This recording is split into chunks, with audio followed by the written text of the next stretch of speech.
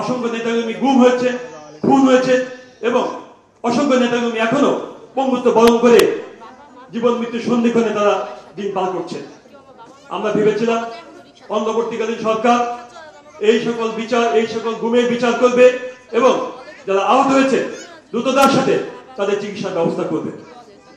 কিন্তু আমরা দেখতে পেলাম কেমন যেন এটি ফাঁকা ফাঁকা ভাব, মুখে বলে করব, বাস্তবে করে না।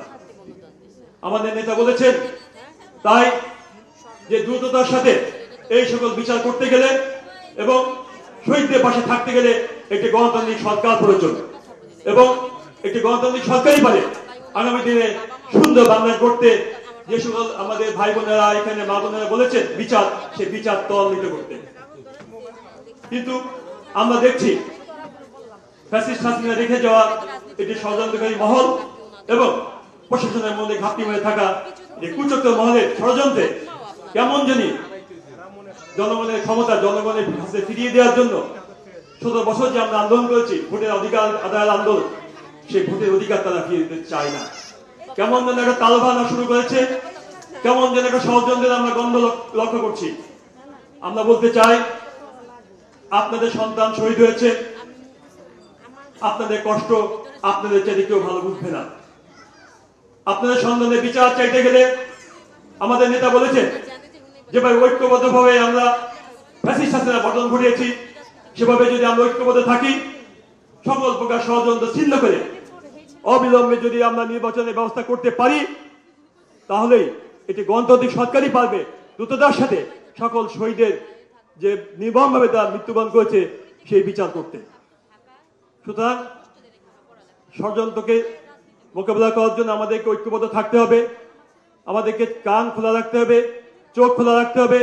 নতুন করে যে ষড়যন্ত্র শুরু হয়েছে সেই ষড়যন্ত্রের বিরুদ্ধে এখন থেকেই সোচ্চার হতে হবে। যদি প্রয়োজন হয়, যদি ডাক আসে, যেভাবে আমরা রাজপথে আন্দোলন করেছি ফ্যাসিস্ট হাসিনা পতনের লক্ষ্যে, যদি ডাক আসে আবারও আমাদেরকে গণতন্ত্র প্রতিষ্ঠার জন্য রাজপথে নামা লাগতে পারে। সুতরাং আমাদেরকে ঐক্যবদ্ধ থাকতে হবে, সজাগ থাকতে হবে।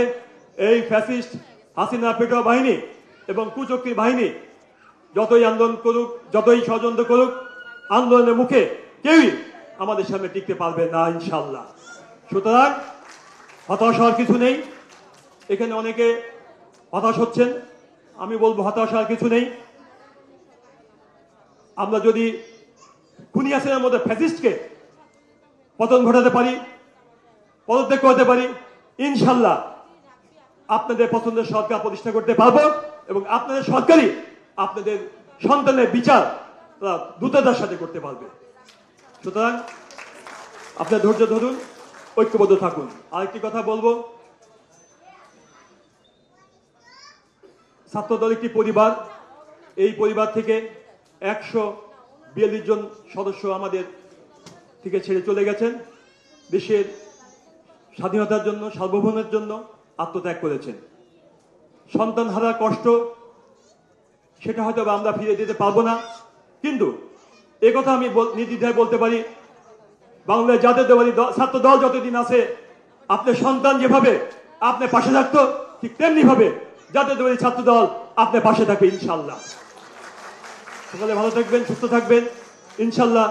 নতুন বাংলাদেশের প্রতীক্ষায় আমরা আসি, থাকবো এবং আমরা সে বাংলাদেশ প্রতিষ্ঠা করতে পারবো, সে আশা প্রত্যাশা ব্যক্ত করে আমি আমার বক্তব্য শেষ করছি। আল্লাহ হাফেজ। বাংলাদেশ জিন্দাবাদ, জাতীয়তাবাদী দল জিন্দাবাদ, শহীদ জিয়া অমরক, দেশনীতি বেগম খালেদা জিয়া জিন্দাবাদ, আমাদের আশা আকাঙ্ক্ষার প্রতীক আগামী দিনের রাষ্ট্রনায়ক জনাব তারেক রহমান জিন্দাবাদ।